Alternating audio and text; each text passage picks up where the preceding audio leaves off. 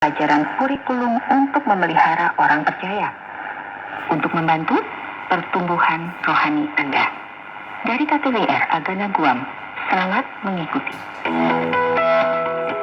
Karena dosa tidak hanya mempengaruhi manusia, dosa juga telah mempengaruhi seluruh dunia roh, seluruh alam semesta, dan segala sesuatu yang ada di dalamnya, yaitu segala ciptaan.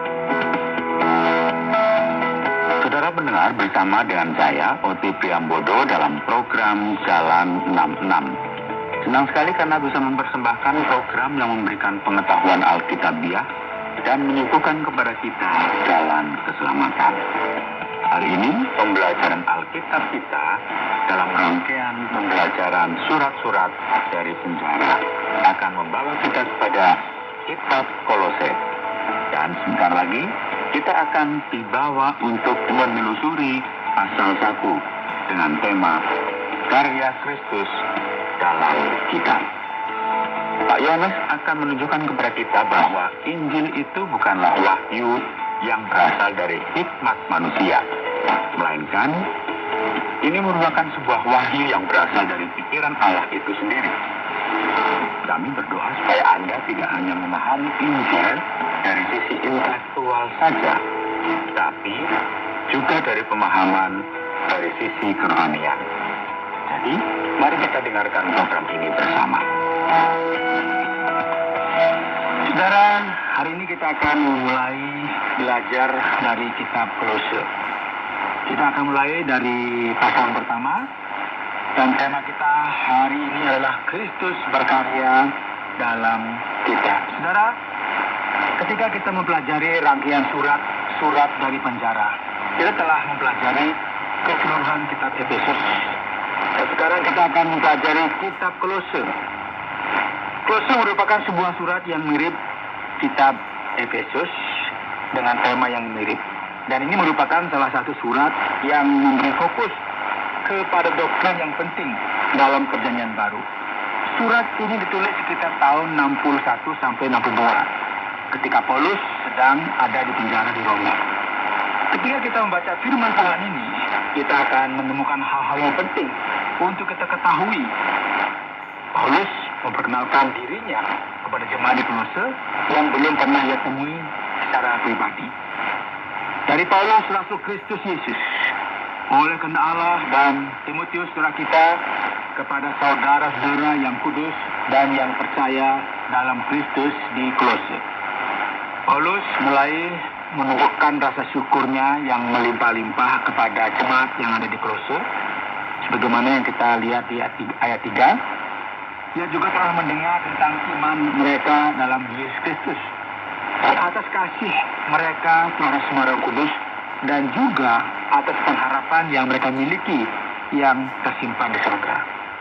Ia mulai berbicara secara spesifik mengenai pentingnya pemahaman rohani, dan sepertinya orang Kolose ini menerima pengaruh agama yang problematis, yang terutama berbicara mengenai pengetahuan. Firman Tuhan di ayat 9 ditulis seperti ini.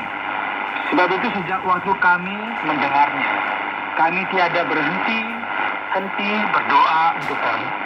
Kami meminta supaya kamu menerima segala hikmat dan pengertian yang benar untuk mengetahui kehendak Tuhan dengan sempurna, sehingga hidupmu layak di hadapannya, serta berkenan kepadanya dalam segala hal.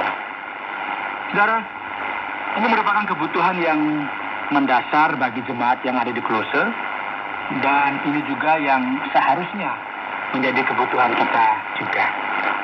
Mari kita lihat apa yang Kristus lakukan bagi kita. Dan kita perlu mengerti, memahami bahwa Kristus berkarya dalam kehidupan kita.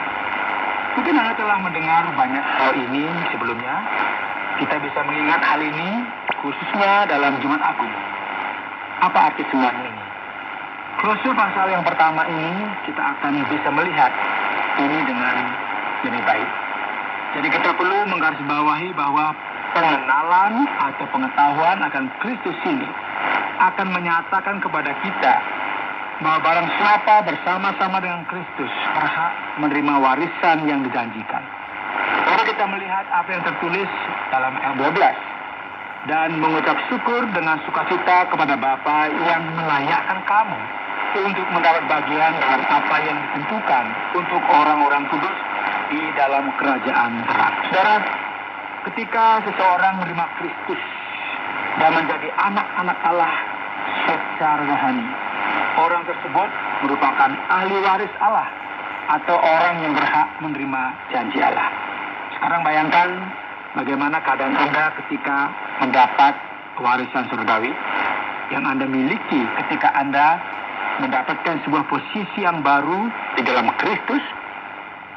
Ketika kita menjadi orang percaya, kita perlu menyadari apa itu karya Kristus dalam kehidupan kita. Kita bukan hanya anak-anak dan pewaris karunia Allah saja. Namun jika kita memperhatikan selanjutnya, Ia, demikian dikatakan ayat 13, telah melepaskan kita dari kuasa kegelapan dan memindahkan kita ke dalam kerajaan Anaknya yang terkasih. Jadi ketika kita menerima Kristus dalam kehidupan kita, ketika Kristus termanifestasikan dalam kehidupan kita, maka kita memiliki kebebasan rohani. Ia telah membebaskan kita dari kerajaan gelap. Apakah Anda pernah berhenti sejenak dan mulai berpikir tentang hal ini? Ya, mungkin menjadi Kristen atau tidak menjadi Kristen bukanlah masalah pilihan. Setiap orang yang jauh dari Allah dan Kristus ada di bawah kuasa kerajaan kegelapan, dan mereka tidak menyadari hal ini. Jadi apalagi yang telah Kristus lakukan bagi kita, kira-kira apa lagi? Ayat 14 akan menyatakan kepada kita mengenai hal ini. Di dalam Dia kita memiliki penebusan kita, yaitu pengampunan dosa. Luar biasa ya. Semua kesalahan-kesalahan kita, dosa-dosa kita, segala hutang yang kita miliki di dalam Allah telah diampuni sepenuhnya dan telah dihapuskan oleh Yesus Kristus. Kristus berkarya dalam kehidupan kita, dan ini merupakan sesuatu yang kita perlu sadari dan ketahui. Karena ini merupakan sesuatu yang menunjukkan kepada kita bahwa kita memiliki warisan. Kita menerima sebuah pembebasan rohani yang luar biasa dan pengampunan dari Allah itu sendiri. Jadi memang perlu kita perhatikan pasal yang bagi kita ini spesial ya dalam kitab Kolose ini, yang memiliki sebuah himne yang menyatakan keagungan Kristus itu sendiri. Jadi kita tidak bisa hanya memahami apa yang telah Kristus lakukan bagi kita, namun kita juga perlu memahami siapakah Kristus itu. Oleh karena itu, kita akan melihat bahwa dalam kitab Kolose, Kristuslah yang menjadi alasan adanya dunia ini. Ada sebuah himne kuno yang berkata, Ia adalah gambar Allah yang tidak kelihatan, yang sulung, lebih utama dari segala yang diciptakan. Karena di dalam Dialah telah diciptakan segala sesuatu yang ada di surga dan yang ada di bumi, yang kelihatan dan yang tidak kelihatan, baik singgasana maupun kerajaan, baik pemerintah maupun penguasa. Segala sesuatu diciptakan oleh Dia dan untuk Dia. Ia ada terlebih dahulu dari segala sesuatu, dan segala sesuatu ada di dalam Dia. Ialah kepala tubuh, yaitu jemaat. Ialah yang sulung, yang pertama bangkit dari antara orang mati, sehingga Ia yang lebih utama dalam segala sesuatu. Karena seluruh kepenuhan Allah berkenan diam di dalam Dia, dan oleh Dialah Ia memperdamaikan segala sesuatu dengan dirinya, baik yang ada di bumi maupun yang ada di surga. Sesudah Ia mengadakan pendamaian oleh darah salib Kristus. Luar biasa, saudara. Luar biasa. Yesus Kristus bukan hanya sekedar juru selamat kita.